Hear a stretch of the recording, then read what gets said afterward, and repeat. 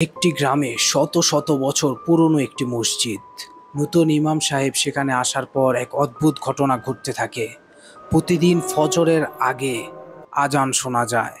এক রাতে ইমাম সাহেব ঠিক করলেন, আজ আমি দেখে নেব কে আজান দেয়। তাই রাত ৩টা বাজে মসজিদে একা একা যেয়ে বসে রইলেন। হঠাৎ আজানের ধ্বনি ভেসে উঠল, কিন্তু মসজিদে কেউ নেই। তিনি মিনারে উঠে দেখেন এক ছায়ামূর্তি আজান দিচ্ছে। কণ্ঠটা ভাঙ্গা কিন্তু অসম্ভব সুন্দর। ইমাম সাহেব চিৎকার করে ওঠেন, কে তুমি? ছায়ামূর্তির উত্তর, আমি সেই মুয়াজ্জিন যে আজান দিত, কিন্তু একদিন আজান না দিয়ে ঘুমিয়ে পড়েছিলাম, তাই মৃত্যুর পর আজান দিতে আসি। ইসলাম ধর্ম অনুযায়ী যেহেতু মৃত্যুর পরে কেউ ফিরে আসে না, এটা অসম্ভব। তাহলে এটা কি ছিল মুয়াজ্জিনের কারিন জিন? আপনার কি মনে হয়? অবশ্যই কমেন্ট করে জানাবেন।